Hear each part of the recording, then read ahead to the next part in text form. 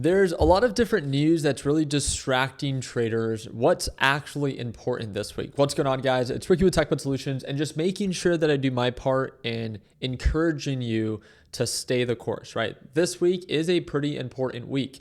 We've had a lot of tariffs being reignited, right? I updated you guys with this yesterday with European Union, South Africa, South Korea, and even, again, some of our two closest allies, as in Mexico and Canada.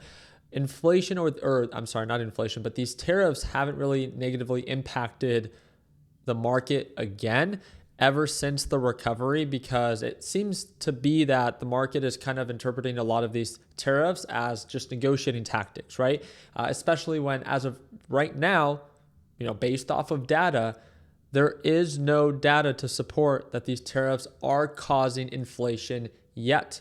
So I want to remind you, I don't care if you think that they do or they don't. Let's find out, right? Let's see what the data actually shows. A lot of people try to talk about there's like an inflation measure that everyone refers to because it shows to be a little bit lower than 2%. They call it like trueflation. That's not what the Federal Reserve focuses on, right? Their favorite metric is the PCE report, but they also pay attention to the CPI data report. The CPI data report is being released this Tuesday. It's, I would say, very important, and probably more important this time around than any other months, because I think that if inflation does begin to uptick, tariffs will become more of a concern, because now it will prove, it's not an opinion, it will be a fact that inflation is a response to these reciprocal tariffs that Trump is just throwing out, right? There's nothing wrong with inflation going up in the sense of, we all knew these tariffs were going to be announced. We all knew the impacts of tariffs. I'm just saying that right now, the market is not digesting these tariffs as negative news because they haven't had a negative impact on our inflation report. This can all change once inflation begins to uptick, because the idea of when the Federal Reserve is expected to cut rates, they'll cut rates when data supports it, when inflation shows to be lower. And based off of some of the most recent CPI reports, we can see that we're only expected to add more inflation in the month of June. And when we take away the previous month of June, because it's the last 12 months before seasonal adjustment that's taken into consideration, when we take away no inflation for 2024 for the month of June, and we add the new month of inflation for 2025, our inflation is set to go up. Our current inflation rate for overall CPI is 2.4%. Core CPI is 2.8%. So can this put inflation for core CPI back up over 3%? How do you think the markets would react then? Because now it would be confirmed, not an opinion, but a fact that yes, these tariffs are inflationary. And I want to remind you, it was also crude oil and a series of other energy sectors that in June, while attacks were happening in the Middle East, that they began to skyrocket. So if that gets passed down to the consumer and that is tracked on our inflation report, then again, maybe we can see a spike that is greater than what was expected. And I'm not saying that inflation, it needs to spike on Tuesday. I'm just here to remind you that with all this news that is going on, I'm sure you guys are seeing it all over social media.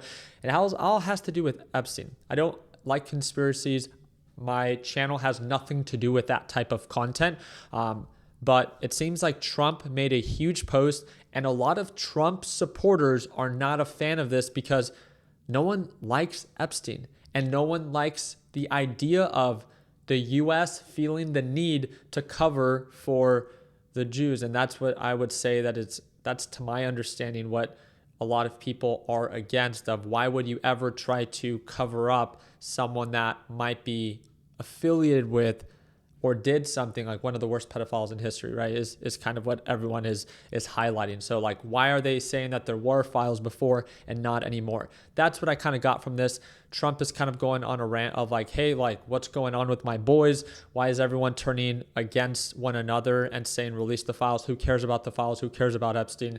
Let's just focus on what's important, our great country and our economy. Agree to disagree. Again, it's just it's not a good look. This has nothing to do with the stock market, but it's driving a lot of focus and a lot of attention. I just want to remind you, don't exhaust yourself with things that don't actually influence the market. If you like this for entertainment purposes, be my guest, but I want to remind you, stay focused, right? This week, our focus is inflation. Everyone continues to say Tariffs are not inflationary. Tariffs are not inflationary. But the Federal Reserve, the whole reason that they haven't cut interest rates is because tariffs were announced and they wanted to make sure that they weren't inflationary. So they're waiting for data to support it. So inflation does come down on Tuesday. That could be very good news and likely for the Federal Reserve to actually start cutting interest rates, which might send markets to new highs. That's exciting if you're bullish, right? But also, if you're being cautious right now and the inflation report comes in higher, then how will the market respond when it supports the case that yes, data does support that tariffs are inflationary, and now there's a list of tariffs that are all set to be collected on August 1st?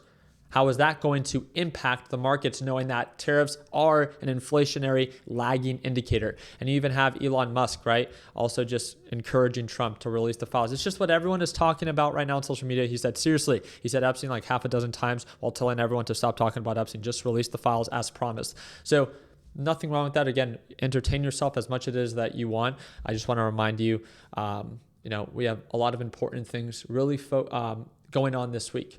And as a trader and as an investor, it's just your job to also pay attention and be aware of these series of economic reports that will be impacting the market. So just want to make sure Tuesday, 1 hour right before the market opens, based off of what you guys asked me to do. You guys want me to go live. So 1 hour before the market opens, I will be live streaming. All you have to do is smash the like button on this video and make sure you're subscribed to the channel.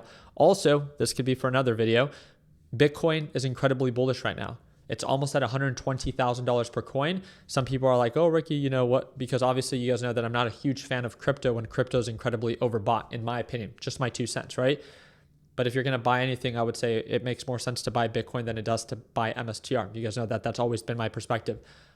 I love when crypto pushes because, again, if markets begin to turn around at these overbought levels and they begin to downturn, not saying that they will, but if they do, this would be a very lucrative time to be paying attention to the market. Right now, in my opinion, I think it's a very crucial time to start paying attention to these indicators because, again, if inflation does come in higher, if markets do begin to downturn, then at that point, if markets all begin to sell off, crypto is more likely to sell off, and how will that reaction be? Again, I just think it's a very important time to have cash on the sidelines, not because everyone needs to short. I don't recommend shorting for any beginner, but for those that like to trade and to see those retracements, there's money to be made shorting once we get the confirmation of markets selling off. But also, even if you don't like shorting, let markets sell off and let the deals present themselves. If you're super bullish on Bitcoin and we see a nice retracement, it gives you more deals to buy into. Again, I'm not big into crypto, but that doesn't mean that you don't have to, right? My way is not your way. I'm just here to remind you of overbought and oversold levels and to take risk into consideration. That's all. So I wish you guys nothing but the best. Just want to make sure that, again, you understood what we have going on this week. And I hope to see you Tuesday for our live CPI data report. For those that want to watch me trade live as soon as tomorrow, second link in the description down below. It's a one-time payment, lifetime access. It breaks down to $1 a day, if I'm not mistaken. If you want to learn more about it, second link down below. And again, you'll be able to watch me trade live every single day, especially from those that learn best by watching other people do. Like always, let's make sure that we end the year on a green note. Take care, team.